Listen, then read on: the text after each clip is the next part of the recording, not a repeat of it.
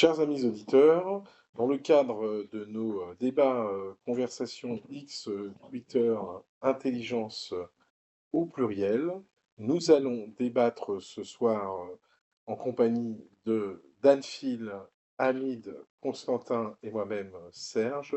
Nous allons débattre de la thématique suivante.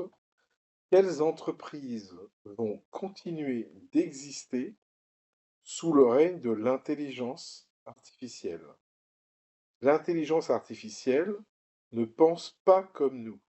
Quand une mamie traverse la route au mauvais endroit et risque de produire un carambolage, se soldant par une quarantaine de blessés, voire de morts, elle sélectionne, pour sauver le plus de vies, l'option écraser la mamie.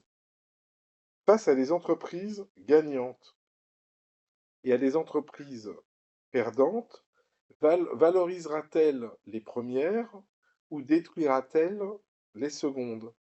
La publicité disparaîtra, car seules les licornes, les têtes de gondole, resteront.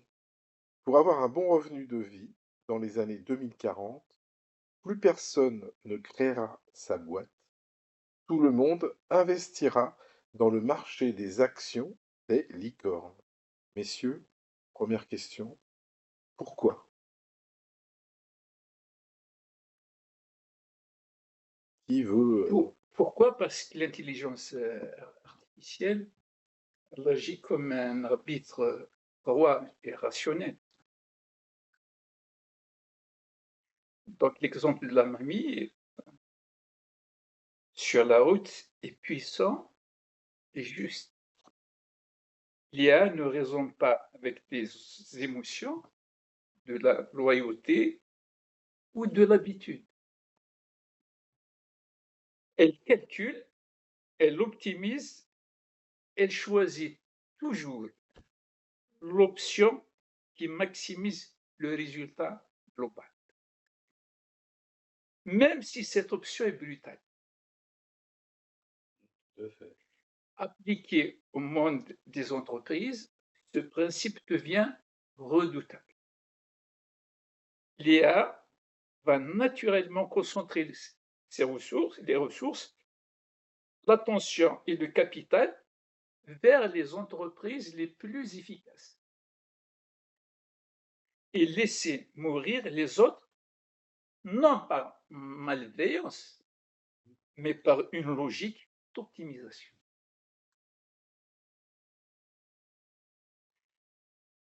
Alors pourquoi certaines entreprises vont disparaître? C'est le débat que nous allons avoir ce soir. Et puis en même temps, pourquoi certaines vont rester? Oui. Et quelles sont les conditions qui permettront de rester? Parce que là aussi, on pense, certains diraient que c'est la fin d'un régime, enfin d'une forme de système capitaliste. Mais c'est pas forcément la fin, c'est parce qu'en même temps, on va retrouver du capital qui sera dans la bourse, et on verra les grandes entreprises très performantes et licornes qui continueront d'exister. Donc, on ne va pas changer de régime, on ne va pas changer de système. On va avoir un système à la fois très froid et très efficace, en même temps très rapide. Comment ça va être un peu, pour nous, humains, enfin, perturbant. Moi, je voudrais solliciter une réflexion entre nous, parce que finalement, ça m'a fait penser, qu'est-ce qu'une licorne? Une licorne, une grande entreprise. Aujourd'hui, dans notre monde tel qu'il est défini, une licorne, c'est une société comme Microsoft, ça, Google, qui correspond à des centaines de milliers de salariés. Demain, une licorne, ça sera peut-être une centaine de salariés qui sont là pour gérer les algorithmes qui géreront l'intégralité de la société avec des agents intelligents. Donc la notion de petite, moyenne et grande entreprise n'existera plus. Une grande entreprise, ce sera une entreprise qui sera extrêmement performante.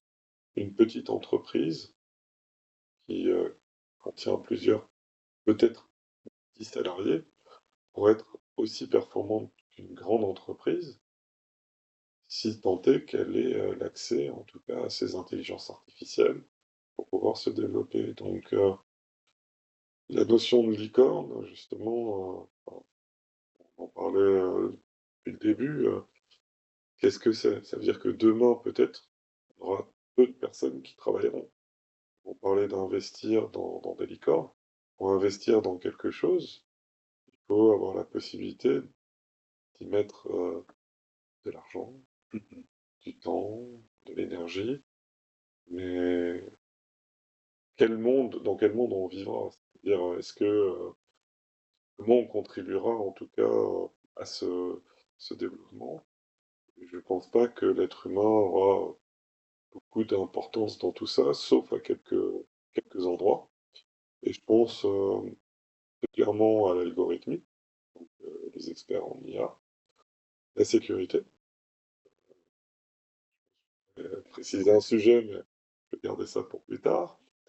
Mais la sécurité des données personnelles, la sécurité au sens physique du terme, et peut-être un dernier type de métier, tout ce qui est lié à la robotique, puisque pour l'instant, l'IA en fait conditionne le monde de la connaissance.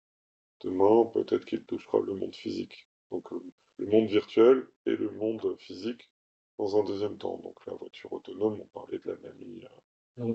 qui se faisait écraser parce qu'elle était trop vieille, parce que en comparaison avec plusieurs enfants et quelques adultes, sa vie était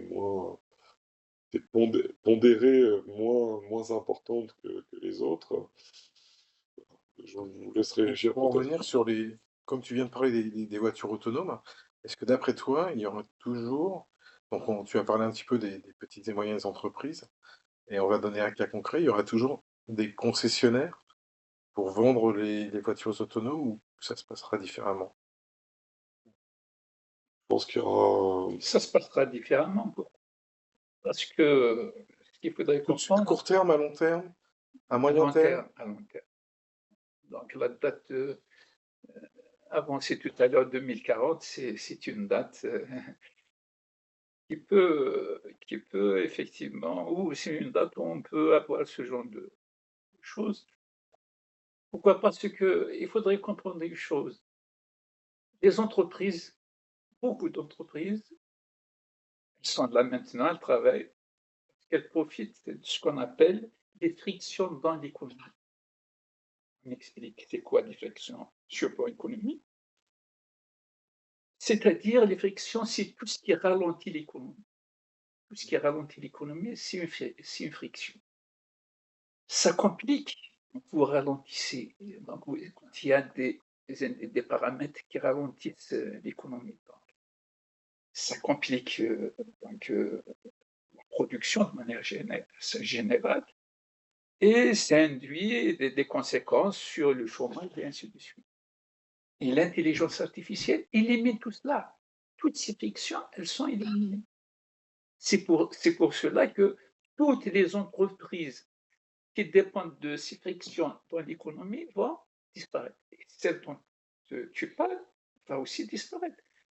Ce que l'intelligence artificielle va rendre le coût.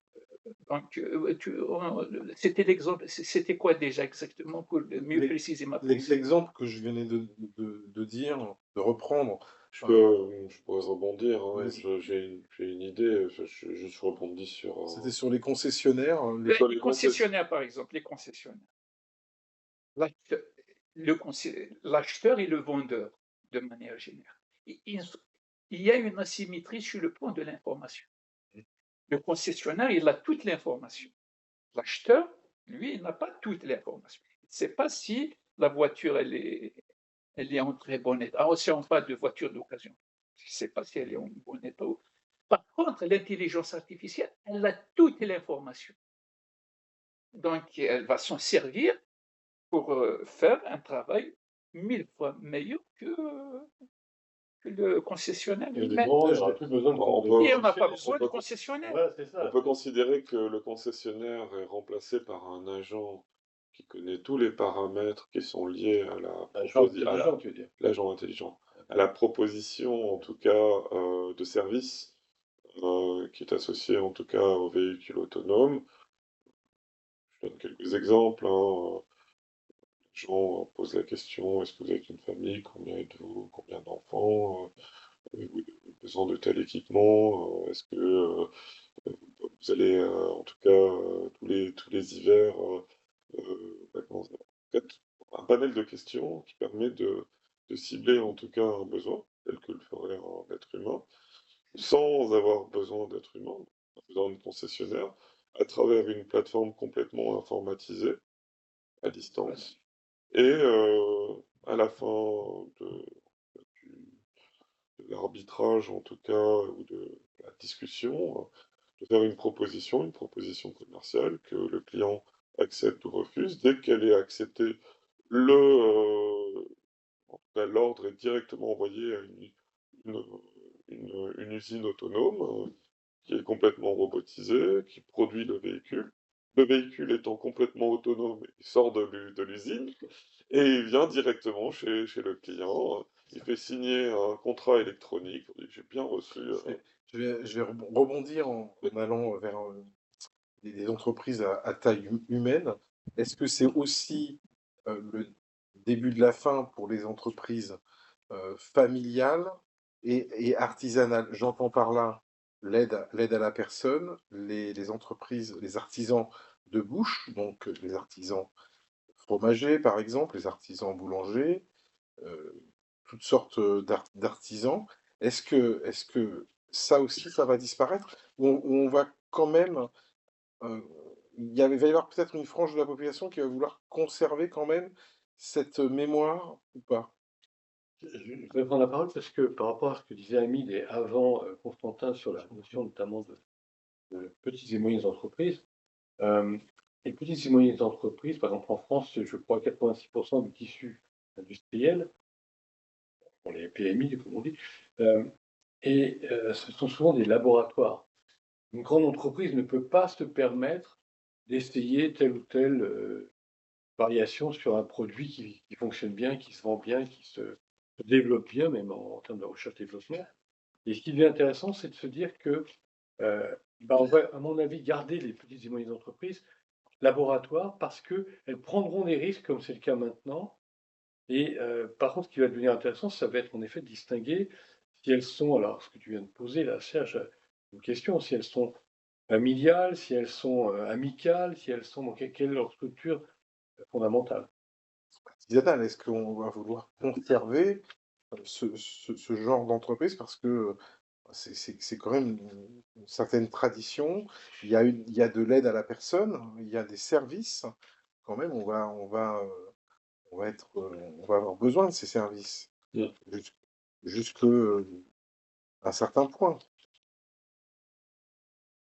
Il y a certainement, c'est-à-dire, vous avez dit tout à l'heure dans le débat, les licornes vont survivre parce qu'elles sont puissantes, parce qu'elles atteignent une masse critique où elles vont dominer tout le marché. Elles vont écraser tout. Maintenant, c'est vrai, il y a des petites entreprises qui vont survivre. Dans le débat tout à l'heure, avant de commencer la vidéo, nous avons parlé des soins à domicile, par exemple. Ce que je viens de dire, l'aide à la personne. Voilà. Ça, on peut imaginer qu'ils vont exister. Pourquoi? Parce que l'humain a besoin de l'humain. D'accord? Même si l'intelligence artificielle peut remplacer l'humain, même dans ce domaine-là. Mais je pense que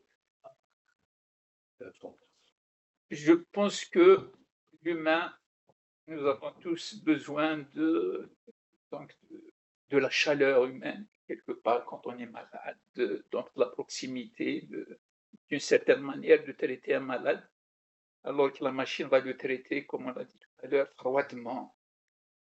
Et l'humain n'est pas une machine pour qu'il soit traité de cette manière-là. Il y a d'autres entreprises qui peuvent aussi survivre. Par exemple, si vous avez une entreprise qui qui a des données qui sont anonymisées. Ah, oui, oui. Là, même s'il y a une plateforme qui a été donc intelligente, qui a été un masse critique, comme on vient de le dire, mais qui ne possède pas ces données-là, elle ne peut pas les traiter. Donc, les entreprises maintenant, il y a certaines entreprises qui peuvent se préparer dès maintenant. Dans le domaine de la santé, si vous avez un fichier de malade, je ne sais pas, qu'est-ce que vous allez faire à votre niveau? Vous avez le nom de l'identité de la personne, mais à votre niveau, vous allez changer l'identité. Au lieu de dire tel s'appelle Nolan, il a 25 ans, vous allez dire c'est un homme, son âge il est entre 20 et 30 ans. Mais vous, à votre niveau, vous savez de qui il s'agit. Donc, si des entreprises donc, à capacité donc, que enfin, les entreprises d'intelligence artificielle, si elles n'ont pas ces données, elles ne peuvent pas traiter les données de ces malades-là. Donc, ce genre d'entreprise-là qui ont ces données qui sont, qu'on vient de dire, qui sont pas, qui sont comme je l'ai dit tout à l'heure, où on a changé les codes pour garder. Ah, ça peut rester, voilà, ça peut survivre. Constantin, tu voulais rebondir? En fait, de manière générale, tout à l'heure, je parlais des licornes comme étant forcément des grandes entreprises au sens humain du terme, mais plutôt des grandes structures, en fait, des supercalculateurs, des très grands bâtiments. J'ai encore un documentaire, je ne me rappelle plus du lieu, mais qui est le plus grand data center d'Europe, qui est extrêmement sécurisé, personne armée, on parle pas de gardien, mais personne armée, avec des portes blindées à 4-5 niveaux pour accéder en tout cas aux salles machines. Donc on parle plutôt de ça quand on parle de licorne, c'est des experts en IA qui développent des algorithmes pour traiter plus de données, des données différentes, les spécialiser les algorithmes en fonction du type de demande, etc. Et c'est vrai que la notion aussi de ce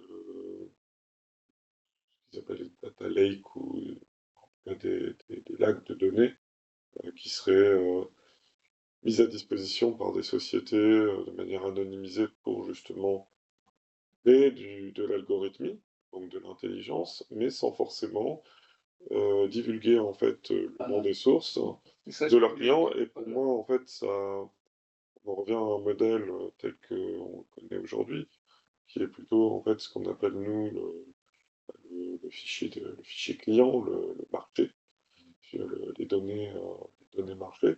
Et en effet, on risque de voir dans ces licornes en fait plusieurs types de sociétés, hein. Les sociétés qui traitent les données, les sociétés qui fournissent les données par le biais peut-être de la robotique, de l'acquisition, soit par le biais d'êtres humains, soit par le biais de la robotique, des entreprises de robotique qui vont, elles, mettre à disposition justement le dernier maillon pour atteindre le client final, hein.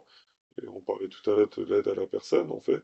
L'aide à la personne, en effet, un être humain plus chaleureux, moins de danger, hein, qu'un robot. Un robot, j'étais encore dans une usine mardi dernier, un robot, il vous tape avec le bras, vous êtes mort. C'est pas, c'est dangereux. Là, on parle de robots qui ressemblent à des êtres humains. Et là, pour le coup, c'est des choses qu'on retrouve dans en tout cas dans l'imagination collective, des robots ménagers qui ressemblent à des êtres humains, qui ont de l'empathie, etc.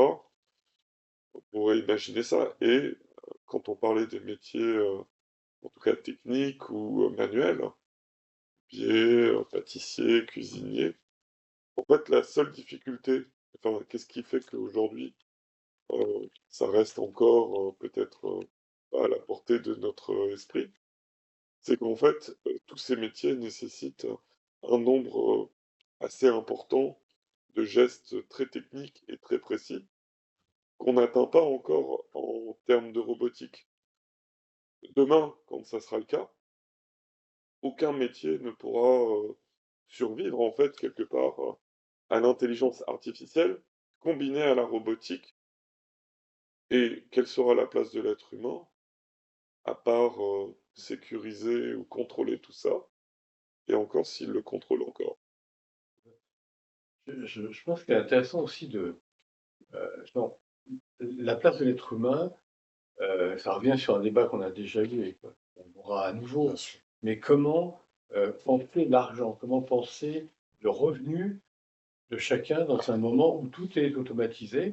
Et moi, ce qui me paraît intéressant, c'est de penser que là, ça nous revient sur la question initiale, on pourra investir en bourse dans des produits financiers qui seront donc des actions sur des licornes, misant sur des licornes. On ne sera plus en train de créer sa boîte, on ne pourra plus. On ne fera plus, si on en a une, elle fonctionnera si elle est très originale par une capacité à être un laboratoire, je disais un petit peu avant, mais surtout ce qui viendra intéressant, c'est que nous, on pourra se dire, s'il y a un revenu universel, un revenu, comment il y a un terme aussi Oui, un revenu aux minimum. États-Unis. Aux États-Unis, ils appellent ça un revenu inconditionnel, voilà. Mais c'était Sam Altman qui l'avait testé pour OpenAI, mais l'idée, elle est là, c'est que finalement, si on planifie pour les humains une sorte de société tranquille, mais assez minimaliste, donc très peu d'argent pour survivre, mais quand même pas mourir de faim, ben, ceux qui voudront gagner un peu plus investiront en bourse dans les licornes. Et donc, ce sera plus la même façon de Mais penser. Mais il y aura plus d'argent. Mais Donc, il y aura plus d'argent. Enfin, ils diront investiront en bourse dans les licornes, oui. Mais si par exemple, on peut te donner un exemple, tu gagnes 1500 euros en 2045, voire en 2040 pour vivre décemment, tu as besoin, décemment, hein, tu as besoin de 1500 euros. Où tu vas trouver l'argent pour investir dans tes licornes? Ah bah, ce que je disais un petit peu avant, à partir du moment où il est quasiment sûr, d'une part, pour que le produit intérieur brut soit nourri, non pas seulement par les productions, exportations, mais aussi par la consommation intérieure, les États décideront de donner de l'argent aux gens. Donc davantage que... Donc, s'il y a 1500 euros, il y a des gens qui se diront, le dépenser tout pour ah, je dépense, au lieu de fabriquer leurs 5 enfants ou leurs 10 enfants pour se dire, Non, waouh, ce que j'ai dit, c'est 1500 euros pour vivre décemment. Attention, oui, mais attention, c'est oui, pas 1500 euros pour dépenser dans tous les oui, sens. oui, mais justement, ça dépend des individus. La plupart des gens fabriquent beaucoup d'enfants parce que c'est comme être, on reconnaît en sociologie, être le roi et la reine, on est important, on a la cour, ah mes petits-enfants, mes chers, on est important. Mais il y a des gens qui vont peut-être se dire à un moment ou à un autre, d'ailleurs ça apparaît dans les jeunes générations, les gens de 15-25 ans, on parle de plus en plus de on veut pas d'enfants, de plus en plus, c'est étonnant même.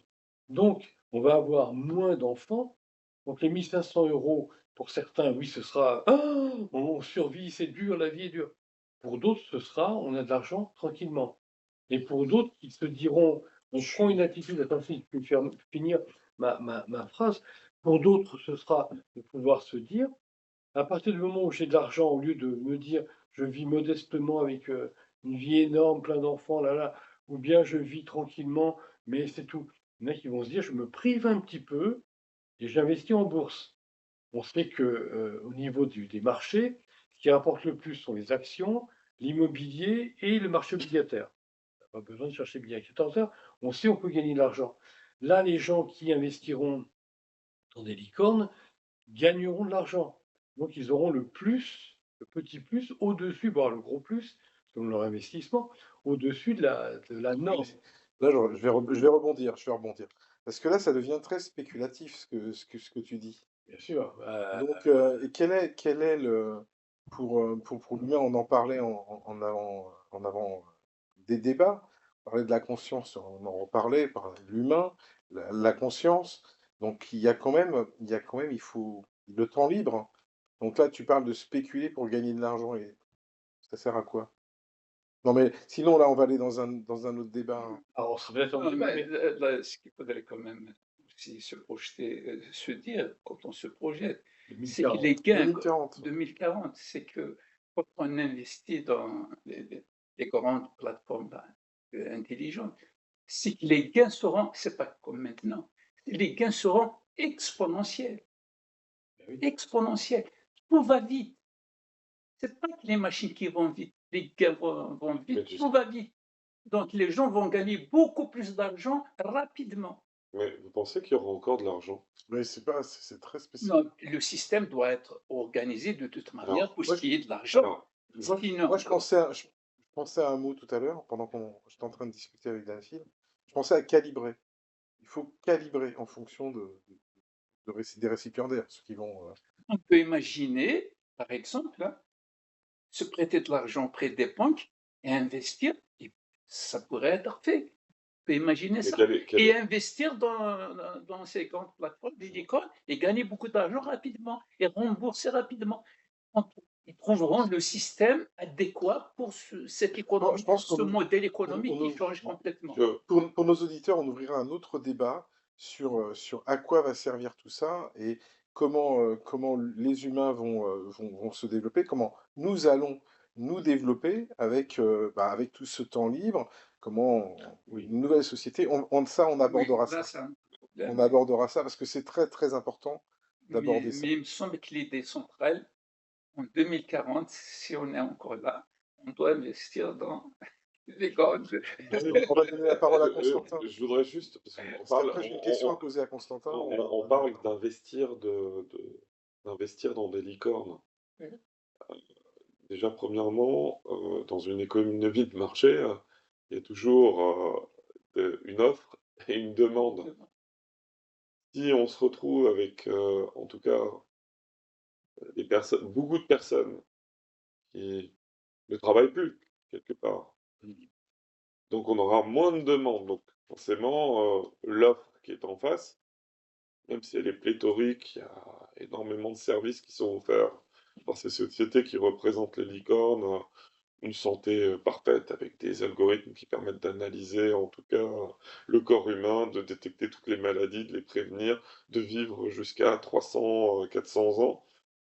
Euh, Si derrière ces licornes, qui doivent quand même fonctionner des très grosses machines, utiliser beaucoup d'énergie, etc., n'ont rien en face, c'est-à-dire aucune contrepartie, ce modèle économique peut que se désagréger en fait. Ou il ne vit que pour lui-même. Et dans ce cas, bah, l'humanité, je vois pas. On parlait tout à l'heure du service à la personne. Est-ce que le service à la personne existera encore dans cette humanité-là? Est-ce que la pâtisserie existera encore? Est-ce que les gens auront encore besoin de manger des choses qui sont visuellement intéressantes ou goûtues? Est-ce qu'ils ne mangeront pas de la purée en boîte? Alors, je pense que là, tu commets une erreur qu'on commet tous à certains moments dans nos vies, c'est les gens. Non, mais je veux amener ça à quelque chose. David, je te laisse finir et je vais rebondir après. Oui, parce que ce que je veux dire, c'est que chaque individu est différent, et à mon avis, dans les temps qui viennent, les individus vont être de plus en plus différents les uns des autres. C'est-à-dire que, bien sûr, il y aura des communautés. Les gens veulent être comme le modèle de la communauté, donc sont semblables. Mais en même temps, à bout d'un moment, tu as une communauté à côté qui va dire, moi, je ne veux pas être semblable à celle-là, je veux être dissemblable. Les individus, au bout d'un moment, dans une même communauté, vont se dire, mais je peux quand même montrer que je suis plus ceci ou moins cela que tel ou tel camarade dans la même communauté. Donc au bout d'un moment, ce qui va devenir intéressant, ça va être que chacun va se dire, moi je voudrais je sais pas, par exemple, une grosse voiture, mais de couleur rouge. Ah non, moi je la veux verte. Et un autre. Voilà. Et on se rend compte qu'au bout d'un moment, on aura énormément de possibilités, mais aussi énormément d'individus avec des goûts différents. Donc c'est pas fini le monde. Et d'autre part, pour revenir au début du commencement de ton propos, ça va pas non plus s'arrêter parce que il y aurait l'intelligence artificielle qui gérerait tout ça et c'est parti. Non, non, parce que il va y avoir des individus qui vont se dire, là je peux parler en termes en horizontal, celui qui veut du vert plutôt que du bleu et vice versa, mais rouge. Mais par contre, ce qui va se passer, c'est aussi au niveau vertical. Il y a celui qui va avoir une faim de loup, il lui faut justement un yacht personnel, et puis il y en a un autre qui va se dire, mais mon petit bateau qui rame gentiment, ça me va très bien. Par contre, je veux avoir ça ou ça ou ça. Et pour clore mon propos, il est évident qu'à ce moment-là, on ne va pas avoir la, la, la déstructuration du rapport de l'individu au système. Il va y avoir au contraire, à mon avis, des gens qui vont se dire euh, tel produit, alors je viens sur la pâtisserie, tel produit de gourmet, moi ça me plaît. Je prends un exemple très concret d'ailleurs pour l'évoquer. On est tous passé par là. Quand on est petit, on ne boit pas de vin en général parce que c'est acide. Puis on devient un peu plus adulte, puis on dit, c'est pas mal. Et encore plus adulte, on se dit, oh, je nuance tel vin par rapport à tel autre en termes de, euh, il est plus dense, il est plus ancien, il a un goût plus profond, etc., etc. Pareil pour tout, même pour la gastronomie, même pour la pâtisserie. Il y a des gens qui vont se dire, oh, je mange ça, et puis c'est comme ça. Et puis d'autres qui vont, en vieillissant, en mûrissant, ils auront plus 20 ans, mais 30 ans, ils commenceront à dire, mais ça, j'ai envie de voir s'il y a une variante. Ou alors qu'ils vont être amenés dans un lieu spécifique, un restaurant à pâtisserie hallucinante, et qui va dire, oh, non, j'ai goûté à ça, j'en veux encore. Donc à mon avis, le monde, il n'est pas fermé, il va au contraire Qui va fabriquer s'ouvrir. les pâtisseries? Je peux juste rebondir une dernière fois parce que justement, mon propos, je voulais vous interroger en fait. Justement, je suis parti à l'extrême de la. Il y a plus personne. S'il y a des services, il n'y a plus personne pour les acheter. Forcément, bah, il y a un problème. Il y a un effondrement du tout. Mais ce que tu es en train de dire, c'est que finalement, l'être humain va toujours trouver un moyen, quelque part, d'offrir une contrepartie au système. Et c'est là où je pense qu'il y a un point de réflexion important. C'est quoi cette contribution? Où elle se trouve, la contribution? Quelque part, tu as commencé à préciser une première réponse. C'est quelque part, qu'est-ce qui fait que l'être humain reste important pour ce système d'apprentissage? C'est que initialement, on est les seuls à avoir des capteurs qui sont capables de préciser des nuances qui n'existent pas. Donc on est en train de Oui, oui. combler les trous. Revenez à ma petite. Nous, en fait, on est l'être humain est une personne qui n'est pas froide. Elle est multisensorielle, multi. Disons, elle est bancale, on va dire ça. Alors On peut avoir envie d'un grand burger ou d'un micro-burger, d'un produit sucré-salé, d'inventer un très nouveau goût. raffiné, mais oui, bien sûr. Et donc, peut-être que la contribution des êtres humains à un système qui est, en tout cas, globalisé, finalement, c'est plutôt, c'est notre capacité à la perception, capacité, justement, finalement, comment traiter des maladies d'êtres humains, c'est potentiellement de capter dans l'itération d'un certain nombre de procédés, d'un certain nombre d'images radio, d'images de scanners, quelque chose qui nous permet de guérir certaines maladies. Donc l'être humain, contrairement à un robot, sera au centre quelque part des données. On deviendra quelque part des. Ah oui. Je vais essayer de trouver le mot. On va devenir des. On va alimenter des Des données. alimenteurs de données. Oui, On parlait tout à l'heure de l'aide à la personne, et c'est vrai que j'ai eu un effroi je me suis signifié à moi-même que pourquoi on allait retirer par exemple une infirmière qui va, euh, qui va chez sa clientèle, souvent de personnes âgées, pourquoi on l'effacerait par un robot, cette personne. Et cette personne là, on arrive dans des questions très, très, très, très humaines. Cette personne qui s'est vouée, c'est un sacerdoce pour elle, soigner des gens.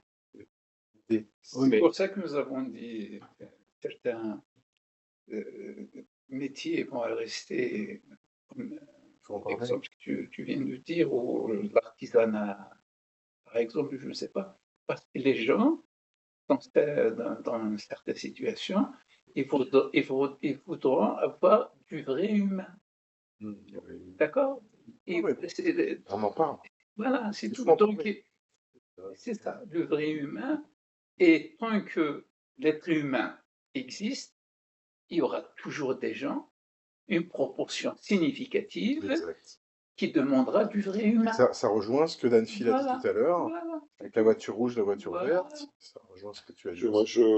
je pensais aussi dans l'ère industrielle, par exemple l'agroalimentaire, hein. Je reprends ce domaine que je connais. La pâtisserie, les gâteaux industriels, les chocolats de Pâques. Ouais, j'ai découvert ça dernièrement. Ça m'a un peu horrifié.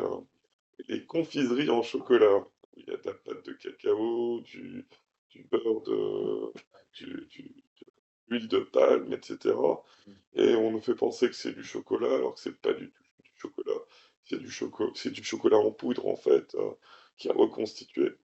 Et je me disais, est-ce que cette intelligence artificielle, ces licornes, qui finalement construiront des systèmes intelligents, qui seront capables de reproduire les gestes des êtres humains, est-ce qu'ils reproduiront quelque part les erreurs du passé, c'est-à-dire vouloir aller plus vite, rentabiliser un système au détriment de la qualité, ou potentiellement peut-être faire mieux, c'est-à-dire améliorer quelque part la qualité en créant un système qui est capable de reproduire des gestes à, à l'identique d'un expert, d'un chef pâtissier, pour obtenir la meilleure qualité avec les meilleurs produits, sans chercher leur rentabilité, juste le juste prix, en fait.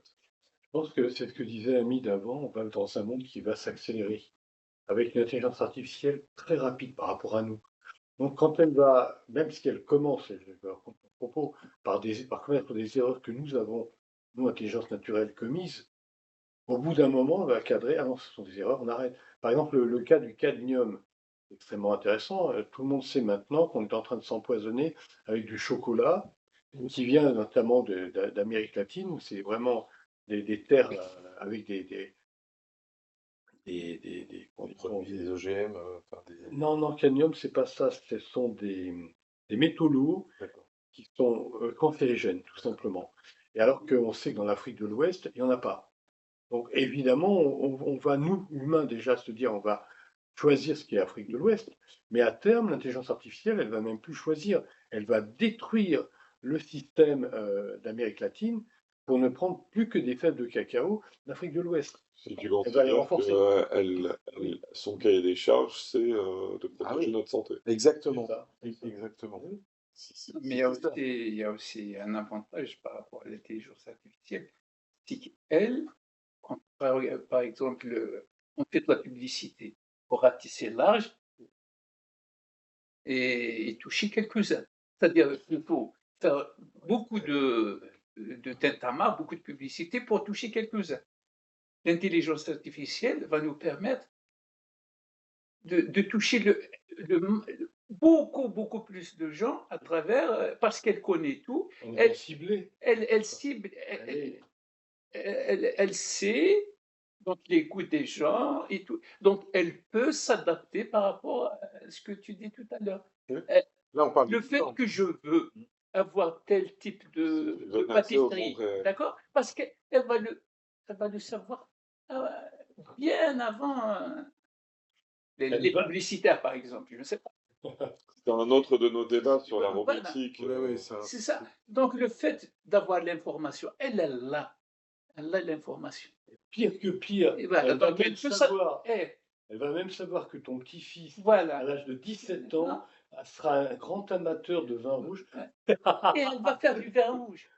Mais oui, c'est ça. Voilà, c'est ça. Donc tout dépendra en vérité de l'humain. Si nous voulons des choses Elle fera du bon vin rouge selon les critères des êtres humains Les qui êtres humains, viandent et qui voilà, existent, et voilà, c'est bon. c'est C'est ça. bon, Est-ce que c'est voilà. En bon? se Est-ce que c'est disant, pas bon? si Mais c'est c'est quelqu'un de ça, 17 ans, oui, de Et il faudra bien 27 quelqu'un ans, pour on goûter va dans tout l'adapter. ça, parce Mais qu'un bien sûr. mais robot, c'est ça. Mais, quoique si, un robot peut analyser chimiquement la structure, mais il pourra jamais dire si c'est bon ou pas. non, Mais non, c'est pas lui, c'est pas le labo, c'est pas l'intelligence artificielle qui va analyser.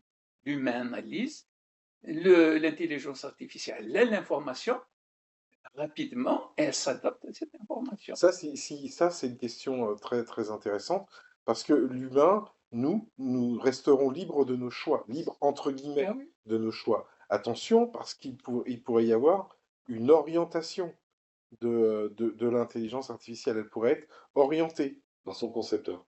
par son ou ses concepteurs, eux-mêmes orientés, conditionnés. On ne sait pas, hein. Je pose, ça, je pose pour notre ami Danfil, Oui, ben je pose justement, la question. au niveau de la neurobiologie du goût, on s'est rendu compte, par exemple, c'est tout banal, hein, tu prends un même vin au repas de midi, paraît pas mal, bon.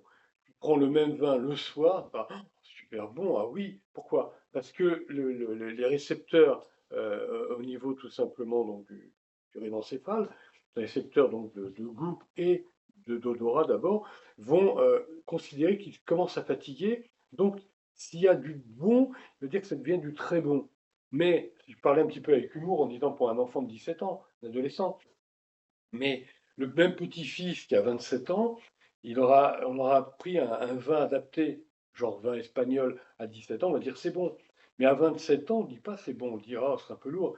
C'est le vin français ou à la limite le vin italien, on va apprécier. Donc on est bien dans la conception de ça change en nous, ça change par moment, ça peut changer selon des facteurs, selon qu'on on prend tel ou tel type de nourriture, tel ou tel vin va plaire ou ne pas plaire. Et on se rend compte aussi que ça va être aussi, enfin, que ça va être lié à si on en prend souvent, si on en prend avec une ambiance avec des amis, si on en prend, bon, il y a plusieurs paramètres qui s'ajoutent. Donc, en conclusion, l'intelligence artificielle qui va savoir tout ça, va pouvoir s'adapter, tu es qui, toi qui, celui-là qui, celui-ci, et immédiatement lui donner ce qui serait le meilleur hypothétiquement pour lui. Alors, dernière petite remarque, c'est vrai que c'est intéressant, c'est d'observer aussi à grande échelle, sur un siècle. Mettons un siècle avant, qu'on mangerait maintenant en disant, bof, si on prend la gervoise ou autre boisson, en restant les boissons des, euh, des Gaulois dans l'Antiquité, des Celtes en général, nous, si on prend ça, on va se dire, oh là, c'est un peu. Bon. Alors qu'on prend une bière d'aujourd'hui, on va se dire, ah, elle est bien houblonnée. C'est plus le même monde. Donc, même à 100 ans près, ça va être différent. Et je pense que la conclusion de la conclusion, hein, l'intelligence artificielle sera suffisamment intelligente pardon, pour anticiper, ah, il y a eu ça et ça et ça comme type de goût. Voilà le goût qui va plaire dans 10 ans, dans 30 ans. Donc il y Tu aura parles, toujours une diversité. oui, tu parles d'orientation. Oui, orientation, Mais je parlais l'orientation, d'orientation. quand on dit qui va orienter l'intelligence artificielle, c'est l'humain. Donc on a toujours cette capacité d'orienter En positivement. fait, on sera une fabrique de données, hein. D'accord. Tel qu'on l'est aujourd'hui, hein. On l'est déjà avec Absolument. YouTube, avec Instagram, lorsqu'on like quelque chose ou qu'on décide de commenter un élément. Sauf que là, on est à l'état presque préhistorique ce que j'ai en tête et qui pourrait être envisagé, c'est que tous les êtres humains contribueraient d'une manière ou d'une autre au système en donnant leur avis. Juste leur avis, hein, avec des paramètres que Danfield a précisés. J'avais même pas pensé à ça, mais l'heure de la journée, mon âge, mes émotions. On me poserait plein de questions. Qu'est-ce que tu sens? Est-ce que c'est bon?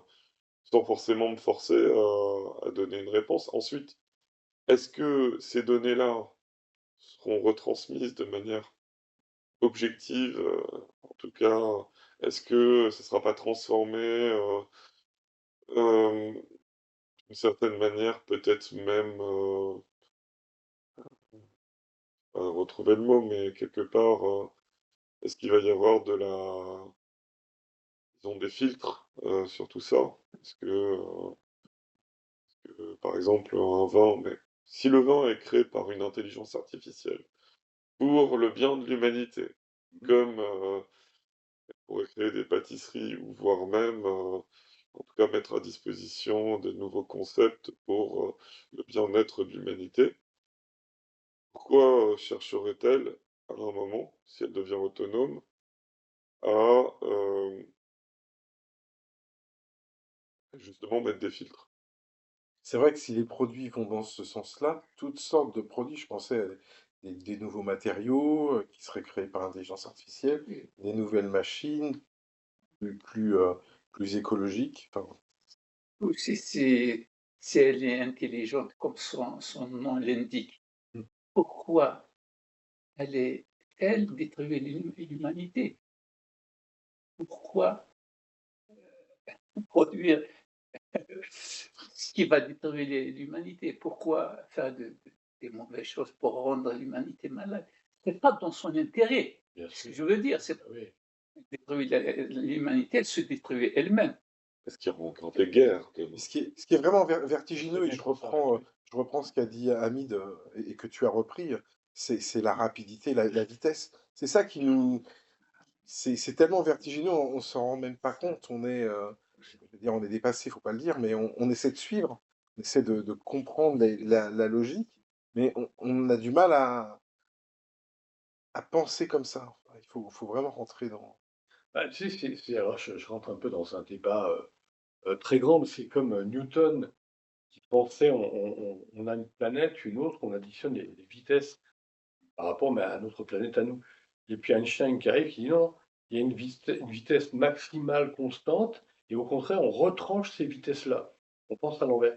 Je pense qu'à terme, on va commencer à modifier notre façon de penser, c'est-à-dire on ne sera plus à se dire est-ce que ça me plaît, ou ça, comment l'intelligence artificielle se développe, est-ce qu'elle va vite, est-ce que... Non, on pensera plutôt demain, je vais être quoi, je vais être comment, qu'est-ce qui me donne envie, qu'est-ce qui me correspond finalement, et après je reviens vers aujourd'hui. Donc ça va plus être le même mode de fonctionnement, du tout à mon avis. À force de se frotter à l'intelligence artificielle, on va créer une humanité qui sera plus dans non pas, je me cogne ici et mon sens ça va être d'aller là-bas, psychologiquement, intellectuellement et cetera, mais ça va être plutôt, je cherche déjà qu'est-ce qui donne sens pour ma vie et après j'y vais. Vraiment une inversion de la pensée. Oui, je voulais revenir sur les petites et moyennes entreprises et sur ce que nous avons un petit peu commenté avant le débat. C'est-à-dire, est-ce que les petites et moyennes entreprises vont avoir accès à l'intelligence artificielle également? Parce que moi, je pensais, oui, elles auront accès. Toute la partie administrative sera gérée par l'intelligence artificielle. Il ne restera plus, on va parler des services, que vraiment les personnes les employés, les dirigeants qui seront chargés d'aller chez les gens, Les clients, Je pense que chez c'est les clients. intéressant ce que tu viens de dire, c'est potentiellement pourquoi il restera des petites entreprises? Ou pourquoi, en fait, peut-être, d'une certaine manière, il y aura peut-être plus de petites entreprises, il y aura juste un peu comme des, on appelle ça, des pas concessions, je vais retrouver. C'est pas grave, des représentants quelque part de la grande entreprise, mais locale. D'accord. C'est-à-dire des personnes qui sont là, en tout cas, pour être un contact, le contact humain dont on parle, pour par peut-être, parce que physiquement, sauf si on parle de robots qui proviendraient d'un lieu très lointain pour arriver localement chez nous, peut-être que on aurait quelques êtres humains qui géreraient justement ce parc de robots pour les maintenir, pour qu'il y ait des défaillances mécaniques. Euh, Si tant est que ce soit pas d'autres robots qui oui. s'occupent de ces défaillances mécaniques, quelque part d'avoir aussi des petites entreprises ou des entreprises locales qui seraient finalement là pour faciliter l'usage de cette technologie pour les êtres humains La, qui sont présents la finalement. proximité. Oui, on serait dans quelque chose de plutôt communautaire quelque part, Mm. parce que finalement, ce seraient des représentants locaux. Ouais. C'est- Je suis encore en train de penser et C'est un peu et communautaire. je me disais, est-ce que l'artisan boulanger, enfin, continuera-t-il à produire son propre pain ou alors il sera, ben, là je me projette, hein, je me projette. On a donné 2040 comme date et je me dis, est-ce qu'il continuera à produire son propre pain ou est-ce qu'il aura la recette de la licorne pour produire son propre pain ou est-ce qu'il recevra directement le pain de la licorne? Ce sera plus qu'un vendeur il existe encore Un un vendeur, dépôt-vente. un dépôt-vente. Mais je reviens sur le propos de tout à l'heure, à mon avis, tel que je l'ai tenu, et vous êtes venus tous aussi, c'est qu'il y aura de la diversité, il y aura, bien sûr, il y aura peut-être pas 1 million de boulangers sur un territoire donné, il y aura plus que 100 000 boulangers, mais les 100 000 ils auront chacun sa spécificité, le pain schtroumpf, le pain bidule, le pain sans levain et le pain super levé, enfin, oui, c'est ça, c'est... Mais c'est sûr qu'il y aura des productions qui seront faites. Enfin, on parle de l'ère industrielle, mais finalement, dans l'industrie, il y a tous les conservateurs, tout ce qui est pas bon. Là, on parle de lieux qui sont en capacité de produire en fait du pain localement, de produire des pâtisseries, de produire tout dans une usine complètement automatisée, hein, peut-être, mais Et au demeurant, je me demande même si ça va pas être comme, par exemple, le marché du livre. À une époque, il fallait trouver un imprimeur pas cher. Au bout d'un moment, avec les nouvelles technologies, l'imprimeur, il peut être fabrique à la minute. Tiens, j'ai besoin d'un livre, il te le fabrique, et c'est les mêmes coûts de production qu'autrefois, il fallait qu'il y ait tant de livres en quantité assez énorme pour que ça devienne rentable. ouais. Donc, on est, à mon avis, on va arriver dans, comme pour la médecine personnalisée, ça va être la boulangerie personnalisée, ça va être, tout sera personnalisé. C'est-à-dire, il y aura, oui, l'IA qui aura fabriqué pour la boulange tel et tel Il y type aura de... peut-être des bêta-testeurs pour le pain, et puis Non, sur une idée, on va produire, et ensuite bah, ça le peut être... concept va être des... J'en sais rien.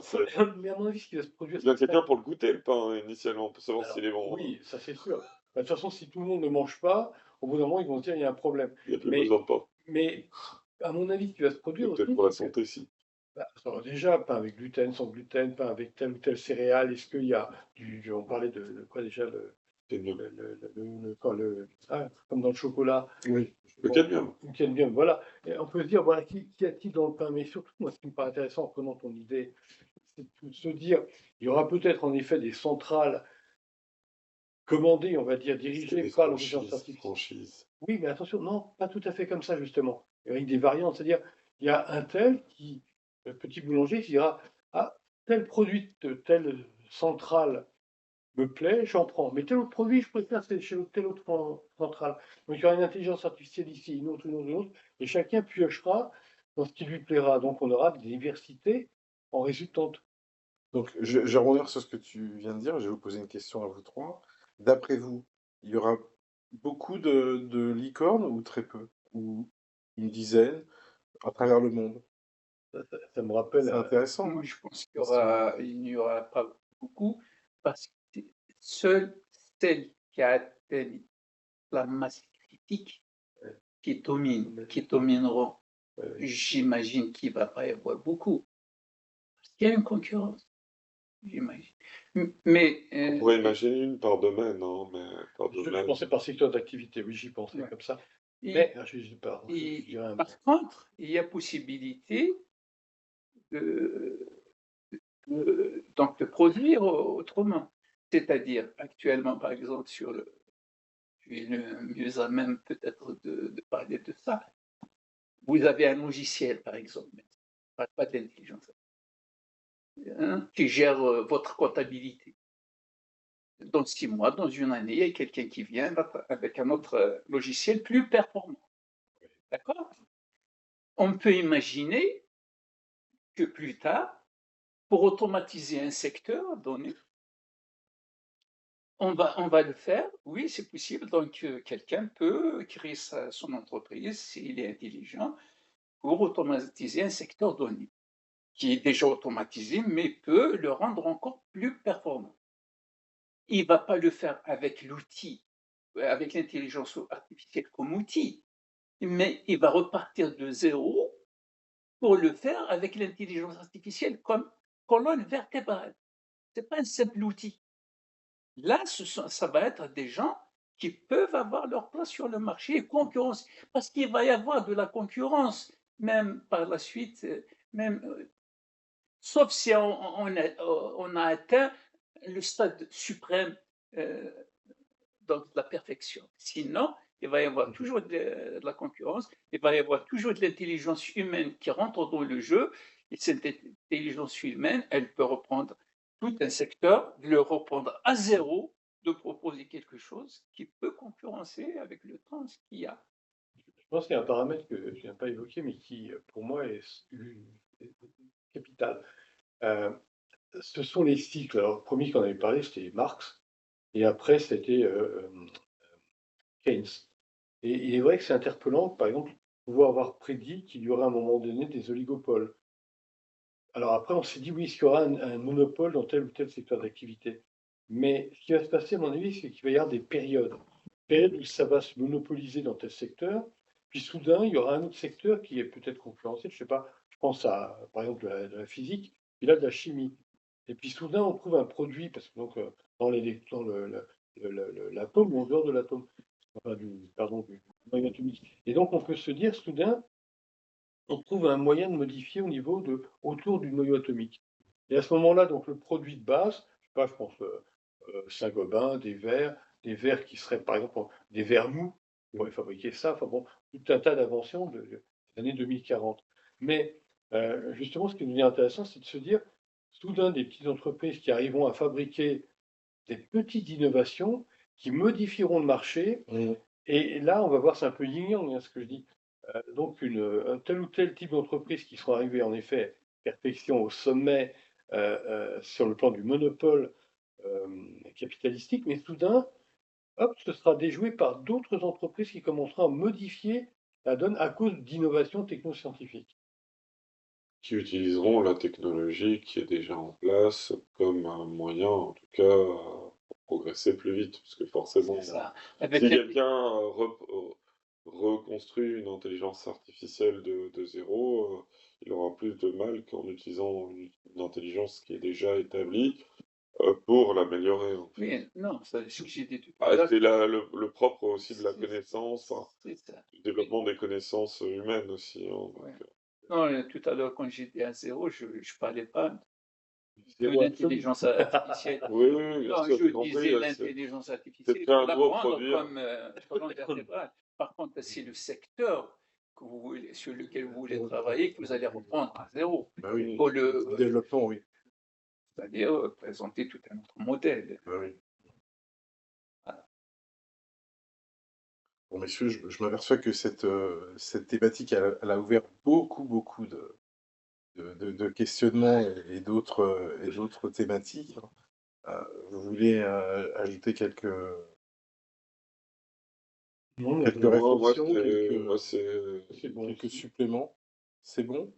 je pense que Hamid, C'est bon. merci. ouais. Merci à tout le monde, Merci à merci tous. à nos auditeurs. Et donc, nous vous inviterons à un prochain débat prochainement.